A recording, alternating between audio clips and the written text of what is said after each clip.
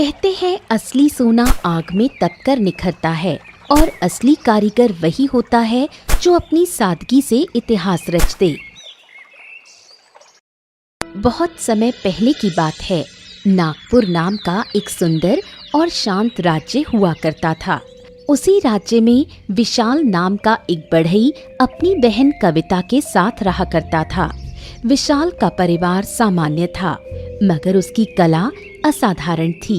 लकड़ी से वो ऐसी नाव बनाता था जो न केवल पानी में तैरती थी बल्कि तूफानों का भी सामना कर सकती थी। उस दिन विशाल अपने घर के आंगन में एक नई नाव को तैयार कर रहा था कि तभी गांव का मुखिया वहां आ पहुंचा। हाँ, कभी कभी तुम्हें देखकर बहुत खुशी होती है और कभी कभी अफसोस भी। अरे ऐसा क्या कर दिया मुखिया जी? विशाल भाई, मैं तुम्हारी कला को बहुत अच्छी तरह से पहचानता हूँ और मैं दावे के साथ कह सकता हूँ कि तुमसे अच्छा बढ़ई न इस राज्य को मिला है और न ही किसी राज्य में है। हाँ। इतना कहकर मुखिया कुछ उदास हो गया। हाँ, पर अब दुख इस बात का है कि न राजा और न ही नागपुर के वासी तुम्हारी कला की कद्र कोई करता ही नहीं है। तभी कविता पानी का गिलास लेकर आ पहुंची। कोई बात नहीं मुखिया जी, आज भैया की कला को कोई भाव नहीं दे रहा, पर एक दिन ऐसा भी आएगा जब यही कला पूरे राज्य ही नहीं कई राज्यों में सराही जाएगी। सच कहूं तो अगर किसी और बढ़ई में तुम्हारे भाई जैसी कला होती ना तो वो आज सबसे बड़ा धनवान होता। हाँ। कोई मेरी कला को माने या ना माने, मुखिया जी आपका विश्वास ही मेरे लिए सबसे बड़ा इनाम है। मुखिया मुस्कुराते हुए चला गया, लेकिन उसने जो कहा था वो बिल्कुल सच था। जहां एक ओर विशाल की कला की अनदेखी हो रही थी, वहीं दूसरी ओर कैलाश नगर राज्य में विवेक नाम का एक बढ़ई नाम और पैसा दोनों कमा रहा था। पर विवेक सिर्फ चालाक नहीं था, वो घमंडी भी था और लोगों को ठगने से कभी नहीं चूकता था। विवेक अपनी दुकान पर बैठा किसी ग्राहक का इंतजार कर रहा था। हाँ भैया, क्या मेरी नाव तैयार हो गई? देखो भैया, तुम्हारे बताए अनुसार तो नहीं, लेकिन ये देखो, उससे कहीं बेहतर नाव तैयार की है। विवेक ने सामने इशारा किया। ग्राहक ने नाव को देखा, उसकी आंखें चमक उठीं। अरे वाह वाह वाह, ये तो किसी राजा की नाव लग रही है। इसीलिए तो दाम भी राजसी मांगे हैं। ग्राहक ने बिना झिझके स्वर्ण मुद्राएं विवेक को दे दी। हाँ भैया, अब ये नाव मेरी है, मैं इससे दूसरे राज्यों में व्यापार करूंगा। हाँ, बस सफलता मिलने के बाद मुझे भूल मत जाना। ग्राहक प्रसन्न होकर चला गया। तभी विवेक की बहन आरती वहां आ पहुंची। भैया, वो जो नई नाव बनाई थी कहाँ है? अरे आरती, कुछ देर पहले ग्राहक आया, उसे खरीद कर ले गया। हाँ। आपने उसमें बहुत ही घटिया लकड़ी का इस्तेमाल किया था। शर्म नहीं आती भैया? अगर नाव डूब गई तो? अरे मुझे इस बात की कोई परवाह नहीं है। भैया, अगर लोगों को पता लग गया तो आप पर लोगों का सारा विश्वास टूट जाएगा। अरे तुम नहीं जानती आरती कि राजा कमलेश मुझसे कितना प्रभावित है। मैं खराब लकड़ी सिर्फ दूसरे राज्यों के लिए इस्तेमाल करता हूँ, अपने राज्य वालों को तो मैं बहुत अच्छी नाव बना के देता हूँ। हाँ। आरती का चेहरा नाराजगी से भर गया। भैया, घमंड छोड़िए, नहीं तो ये घमंड एक दिन आपको डुबो देगा। इतना कहकर आरती वहां से चली गई, लेकिन विवेक ने अपनी बहन की बात पर भी ध्यान नहीं दिया। इधर दूसरी ओर अगले दिन वही ग्राहक मोहन अपनी पत्नी राधा के साथ नदी किनारे खड़ा था। आ देखो राधा, ये नाव कितनी सुंदर है। आहा। अरे काश हमारे नागपुर राज्य में भी विवेक जैसा बढ़िया कुशल बढ़ाई होता तो कितना अच्छा होता ना। यहीं बन जाती हमारी नाव। बिल्कुल सही कह रहे हैं आप। ये नाव तो किसी राजा की नाव जैसी लग रही है। और देखिए, जब हम कैलाश नगर आए थे, आपका सपना यही था कि मेहनत करके यहाँ से नाव खरीदें और नागपुर लौटें। आज वो सपना पूरा हो गया। हाँ, तो चलो अब नाव में बैठकर अपने राज्य चलते हैं। हाँ चलो। मोहन और राधा नाव में बैठ गए। मोहन चप्पू चलाने लगा।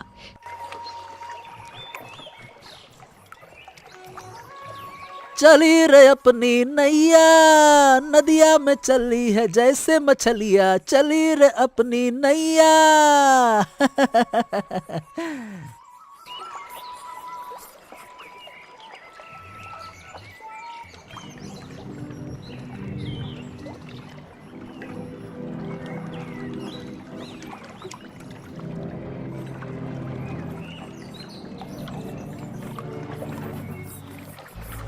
नाव कैलाश नगर की सीमा पार करने ही वाली थी कि अचानक नाव हिचकोले खाने लगी। ये क्या हो रहा है? नाव क्यों डगमगाने लगी? अरे लगता है अरे नाव की लकड़ी में छेद हो गया है। ए राधा, नाव डूब रही है। राधा, पकड़ो, संभालो। पर ये तो नई नाव है, इसमें छेद कैसे हो सकता है? अचानक नाव डूब गई। मोहन और राधा की चीखें हवा में गूंज उठीं। उधर इत्तेफाक से विशाल वहीं नदी किनारे टहल रहा था। मोहन और राधा को डूबता देख विशाल ने बिना सोचे समझे नदी में छलांग लगा दी और बहुत मुश्किल से उन्हें उनकी नाव सहित खींचकर किनारे ले आया। हाँ, इस नाव की सुंदरता को देखकर मैं खो गया था। कैलाश नगर के विवेक नाम के बढ़ई ने तो हमें ठग लिया। ओ, तो तुमने ये नाव कैलाश नगर से बनवाई है और ये नई नाव है ना? हाँ, हमने अपनी सारी जमा पूंजी देकर विवेक से नाव बनवाई थी और उसने हमारे साथ धोखा किया। ये तो अच्छा हुआ कि हम नागपुर के किनारे थे, वरना हम तो डूब ही जाते। हाँ, हमने इस नाव को लेकर व्यापार करने का सपना देखा था। अब सारा सपना टूट गया। विशाल कुछ देर सोचता रहा, फिर गंभीर स्वर में बोला, चलो तुम दोनों मेरे साथ चलो। विशाल उन्हें अपनी दुकान पर ले गया। वहाँ एक नई नाव पहले से ही तैयार रखी थी, जो उसके ही हाथों की बनाई हुई थी। ये नाव ले जाओ और इससे व्यापार करो। जब धन कमाना तब इसकी कीमत मुझे दे देना, बस। मोहन चौंक गया। उसने नाव को गौर से देखा। अरे वाह, इतनी सुंदर और मजबूत नाव। हाँ, लेकिन इसकी सादगी पर मत जाना। मेरे हाथों की नाव ना सिर्फ नदी में बल्कि समंदर में भी चल सकती है। देखो, मैंने इसमें बहुत ही उत्तम लकड़ी का इस्तेमाल किया है। अरे आंधी क्या, तूफान क्या, एकदम बवंडर आ जाए, ये नाव अपनी जगह से नहीं हिलने वाली। मोहन की आंखें भर आईं। अरे कितने दुख की बात है, हमारे राज्य में तुम्हारे जैसे बढ़ई हैं। और बताओ भला, हम दूसरे राज्य की खाक छान रहे थे और धोखा खा गए अलग से। हम वादा करते हैं, हम तुम्हें कभी नहीं भूलेंगे। मोहन और राधा वो नाव लेकर वहां से रवाना हो गए और एक नई उम्मीद लेकर नए सफर पर निकल पड़े। उधर विशाल चुपचाप किनारे खड़ा ढलती हुई धूप को निहार रहा था। वक्त आगे बढ़ता रहा और एक दिन कैलाश नगर के राज्य में राजा सूरज सिंह अपने सिंहासन के पास बैठा था। तभी वहां उसका मंत्री जगन्नाथ दरबार में प्रवेश करता है। महाराज की जय हो। महाराज, नागपुर राज्य बहुत ही सुंदर है। उसकी जमीन उपजाऊ है, परंतु वो राज्य हमारे अधीन आ जाए तो हमारा राज्य और भी विशाल बन सकता है। महाराज, लेकिन हमने सुना है नागपुर के राजा राजा राहुल एक बहुत ही वीर और कुशल योद्धा है। क्या हम उसे युद्ध में हरा पाएंगे? अरे महाराज, हमारी सेना उससे कहीं बड़ी है। हमारे पास बेहतर हथियार हैं। अगर हम आज रात हमला करें तो सुबह तक तो वो घुटने टेक देगा महाराज। मगर हमारे कई सैनिक की जान भी जा सकती है। हम अभी इतना बड़ा नुकसान नहीं उठा सकते। काश कोई उपाय होता कि युद्ध किए बिना ही हम राजा विक्रम को हरा सकें। तभी दरबार में विवेक बढ़ई प्रवेश करता है। अरे विवेक आओ आओ आओ आओ, हम तो तुम्हें ही याद कर रहे थे। दरअसल राजकुमारी मधु नदियों का भ्रमण करना चाहती हैं। हम चाहते हैं कि तुम उनके लिए एक विशेष और भव्य नाव तैयार करो। महाराज की जैसी आज्ञा वैसा हमारा काम। महाराज, ऐसी नाव बनाऊंगा कि उस जैसी नाव न इस राज्य में होगी और न किसी अन्य राज्य में होगी। हमें तुमसे यही उम्मीद थी विवेक। तुम जैसे बढ़ई केवल हमारे राज्य में नहीं बल्कि पूरे संसार में नहीं है। बहुत बढ़िया। ये सुनकर राजकुमारी मधु मुस्कुराने लगी। पिताजी, विवेक को देखकर मेरे मन में एक योजना आ रही है। कौन सी योजना? आपने अभी कहा कि काश राजा राहुल को युद्ध के बिना हराया जा सकता, तो क्यों ना हम उन्हें प्रतियोगिता के लिए चुनौती दें। प्रतियोगिता? हाँ पिताजी, उन्हें संदेश भिजवाइए कि अगर वो युद्ध से बचना चाहते हैं तो फिर उनके राज्य का कोई बढ़ई विवेक से प्रतियोगिता करे नाव निर्माण में। जिसकी नाव अधिक सुंदर, मजबूत और टिकाऊ होगी वही विजयी घोषित किया जाएगा। वाह पुत्री वाह, ये तो अद्भुत उपाय है और मुझे पूरा विश्वास है कि विवेक से श्रेष्ठ कोई और हो ही नहीं सकता। मंत्री जगन्नाथ, तुम इसी समय ये संदेश लेकर नागपुर रवाना हो जाओ। मंत्री जगन्नाथ झुकता है और उसी समय नागपुर की ओर रवाना हो जाता है।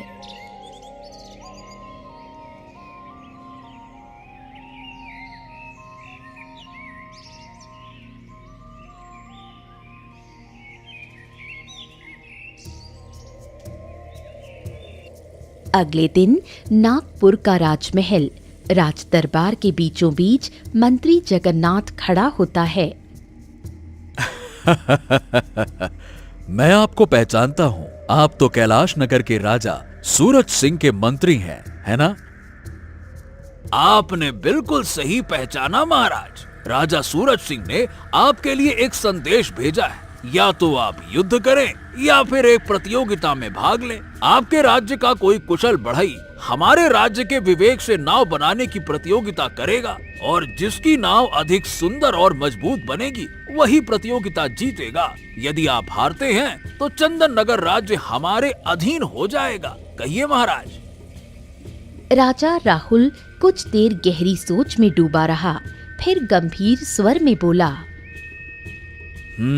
ठीक है, हम तैयार हैं, लेकिन राजा सूरज सिंह की शर्त बराबर की नहीं है। अगर प्रतियोगिता हम हारते हैं तो हमारा राज्य बगैर युद्ध किए उसका हो जाएगा। इसीलिए अब हमारी भी एक शर्त होगी। शर्त? कौन सी शर्त? अगर हमारे राज्य का बढ़ई जीतता है तो फिर केशव नगर राज्य हमारे राज्य के अधीन होगा। तभी ये शर्त बराबर की मानी जाएगी। जाओ, जाकर अपने राजा से कह दो कि अगर वो हार गया तो उसका राज्य हमारा होगा। मंत्री जगन्नाथ ये सुनकर बुरी तरह चौंक गया। राजा राहुल मुस्कुराया और सिंहासन पर गहरी दृढ़ता से बैठ गया। मंत्री जगन्नाथ झुककर वहां से विदा हुआ और कैलाश नगर की ओर रवाना हो गया। मंत्री जगन्नाथ के जाने के बाद राजा राहुल गहरी चिंता में डूब गया। तभी उसकी रानी सुहानी उसके पास आई। क्या हुआ? आप इतने गहरे विचारों में क्यों डूबे हैं? मैंने जो शर्त रखी है वो केवल मैंने इस उम्मीद में रखी थी कि राजा सूरज सिंह डर कर पीछे हट जाए। हमारे राज्य में ऐसा कोई बढ़ई नहीं है जो विवेक जैसे कुशल बढ़ई को हरा सके। अगर सूरज सिंह ने शर्त स्वीकार कर ली तो मेरी तो प्रतिष्ठा मिट्टी में मिल जाएगी। उसी समय दरबार में मोहन बैठा था, जो अब एक समृद्ध व्यापारी बन चुका था। महाराज, आप बिल्कुल चिंता ना करें। आपके ही राज्य में एक ऐसा कुशल बढ़ई है जो न केवल विवेक को हरा सकता है बल्कि उसके घमंड को चूर चूर कर देगा महाराज। क्या सच में? क्या हमारे राज्य में ऐसा कोई बढ़ई मौजूद है? मोहन आगे बढ़ा और पूरी कहानी सुनाने लगा। महाराज, दरअसल जब मैं एक नाव कैलाश नगर से लेकर आया था तो वो डूबने लगी थी। वो नाव विवेक ने बनाई थी और मैं और मेरी पत्नी डूबने ही वाले थे कि तभी विशाल नाम के बढ़ई ने हमारी जान बचाई और बिना कुछ किए अपनी खुद की नाव हमें भेंट में दे दी। उसी नाव से व्यापार कर करके महाराज, आज मैं इतना बड़ा व्यापारी बन गया हूँ। मजाल है कि वो नाव कभी डूब जाए। हाँ। तो ठीक है, फिर एक भी क्षण गवाए बिना जाओ और विशाल को लेकर आओ। मोहन तुरंत विशाल के घर पहुंचा। हाँ, तुम्हारे तो वस्त्र बता रहे हैं मित्र कि अब तुम बहुत धनवान बन चुके हो, क्यों? और ये सब तुम्हारी वजह से है विशाल।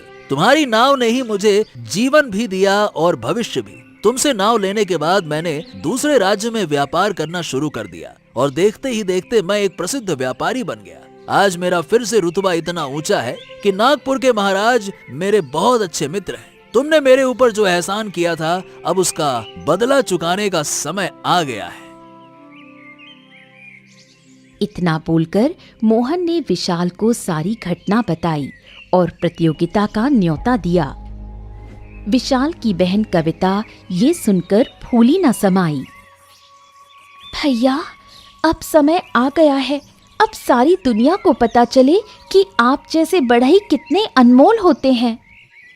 विशाल मुस्कुराया और मोहन के साथ राजमहल की ओर चल पड़ा। उधर कैलाश नगर में मंत्री जगन्नाथ राजा सूरज सिंह के सामने खड़ा था। महाराज, नागपुर ने हमारी शर्त मान ली है। अब उनके पास एक बढ़ई भी आ गया है। नाम है विशाल, लेकिन राजा राहुल ने एक और शर्त रखी है महाराज कि अगर प्रतियोगिता में आप हार जाते हैं तो फिर आपको राजा राहुल की अधीनता स्वीकार करनी पड़ेगी। सोच लीजिए महाराज, अगर हम ये प्रतियोगिता हारते हैं तो हमारा राज्य हमारे ही हाथों से निकल सकता है। यानी कि हम जिसके लिए गड्ढा खोद रहे हैं, हो सकता है महाराज कि उसी गड्ढे में हम गिर जाएं। ये सुनकर राजा सूरज सिंह का चेहरा क्रोध से तमतमा उठा। हमें ये शर्त स्वीकार है और वो विशाल पता नहीं कौन है, चाहे कोई भी हो, हमारे विवेक से कभी नहीं हार सकता। हमारा विवेक हमारे राज्य का नहीं, इस संसार का सबसे बढ़िया बढ़ई है। विवेक को तुरंत बुलाया जाए। कुछ ही देर में विवेक बढ़ई दरबार में हाजिर हुआ। विवेक, अब समय आ गया है अपनी कला को साबित करने का। तुम किसी भी कीमत पर यह प्रतियोगिता नहीं हार सकते। अब तुम्हारे कंधों पर राज्य की जिम्मेदारी है, समझ गए? महाराज, आप तो कतई चिंता ना करें। इस पूरे संसार में मुझसे बेहतर नाव बनाने वाला कोई है ही नहीं। निश्चिंत रहिए। राजा सूरज सिंह मंत्री जगन्नाथ से बोला। तो जाओ, राजा राहुल को संदेश दे दो कि हमें उसकी शर्त मंजूर है। प्रतियोगिता एक हफ्ते बाद रखी जाएगी। एक हफ्ते बाद मैं और राजा राहुल अपने अपने परिवार के साथ एक नदी के किनारे मिलेंगे और वहीं पर हमारे और उसके राज्य के कुशल बढ़ई नाव बनाकर तैयार करेंगे। जाओ। ऐसे ही 7 दिन गुजर गए। प्रतियोगिता के दिन राजा राहुल और राजा सूरज सिंह एक नदी के किनारे पर जमा हो गए। दोनों ओर से बढ़ई भी आ चुके थे। विशाल और विवेक दोनों की बहनें भी उनके साथ थीं। राजा राहुल, इस मूर्ख जैसे दिखने वाले बढ़ई के ऊपर अपना पूरा राज्य लगा दिया। ये तो हमारे विवेक के सामने टिक ही नहीं पाएगा। हार और जीत का फैसला समय करेगा। अभी प्रतियोगिता आरंभ कीजिए, शुरू किया जाए। कुछ ही देर में प्रतियोगिता शुरू हो गई। विवेक अपनी घमंड भरी मुस्कान के साथ नाव बनाने में जुट गया। वहीं दूसरी ओर विशाल पूरी एकाग्रता से लकड़ी पर हथौड़ा चला रहा था।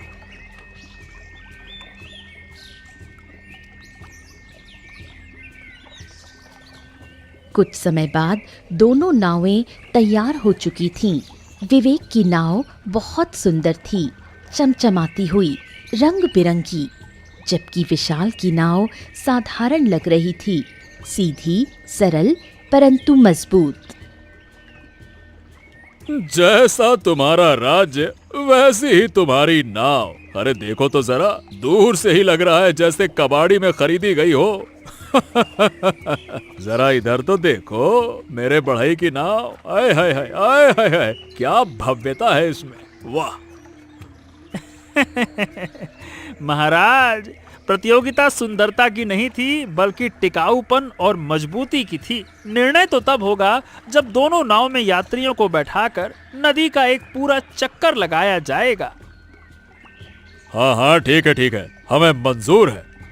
राजा सूरज सिंह ने अपने राज्य के 2 सैनिकों को इशारा किया। तुम दोनों नाव में सवार हो जाओ और नदी का एक पूरा चक्कर लगाकर बताओ कि कौन सी नाव सबसे बेहतर है। उसके बाद मैं और राजा राहुल हम दोनों नाव पर सवार करके फैसला करेंगे कि किसकी नाव सबसे ज्यादा बेहतर है। जाओ। ये सुनकर राजा राहुल मुस्कुराते हुए बोला, और वो फैसला कैसे होगा? कैसे क्या होगा, बड़ा ही आसान है राजा राहुल। जिसकी नाव सबसे ज्यादा बेहतर होगी वो तेज गति से पानी में तैरेगी और जो कमजोर होगी वो कम गति से तैरेगी। मुझे मंजूर है। फिलहाल तो अपने सैनिकों को दोनों नाव पर बैठा दीजिए। देखते हैं आपके सैनिकों को किसकी नाव ज्यादा पसंद आती है। ठीक है। दोनों सैनिक नाव में बैठ गए। एक ने विवेक की नाव ली, दूसरे ने विशाल की। नदी में दोनों नावें बढ़ चलीं।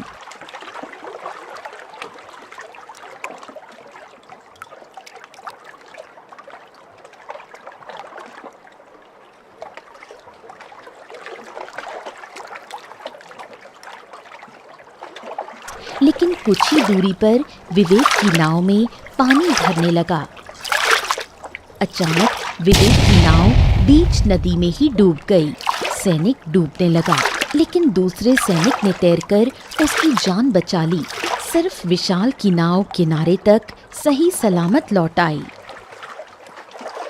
हैं? हमारी नाव कहाँ गई? महाराज, वो नाव तो आधे रास्ते में ही डूब गई। मैं भी डूबने वाला था, पर इस सैनिक ने मुझे बचा लिया। अरे जान बची तो लाखों पाए। राजा राहुल ठहाका मारकर हंस पड़ा।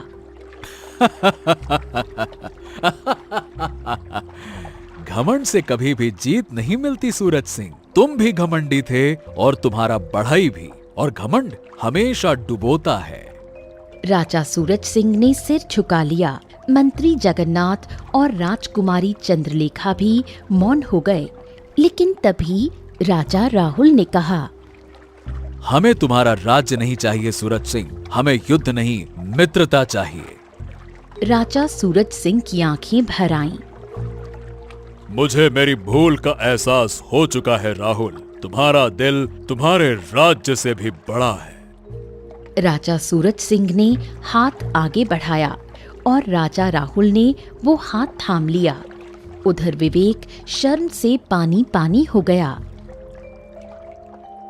तूने न केवल हमारे राज्य की इज्जत डुबोई बल्कि हमारे विश्वास को भी तोड़ा। अब से तू हमारे राज्य का हिस्सा नहीं है, जा। विवेक की बहन आरती रोते हुए बोली, भैया, मैंने आपसे पहले ही कहा था कि घमंड एक दिन ले डूबेगा। इधर नागपुर राज्य में विशाल का भव्य स्वागत हुआ। राजा राहुल ने विशाल को दरबार का राजकीय बढ़ई घोषित कर दिया और उसी दिन से सारे राज्य में एक ही नाम गूंजने लगा, विशाल बढ़ई। कहते हैं असली सोना आग में तपकर निखरता है और असली कारीगर वही होता है जो अपनी सादगी से इतिहास रच दे।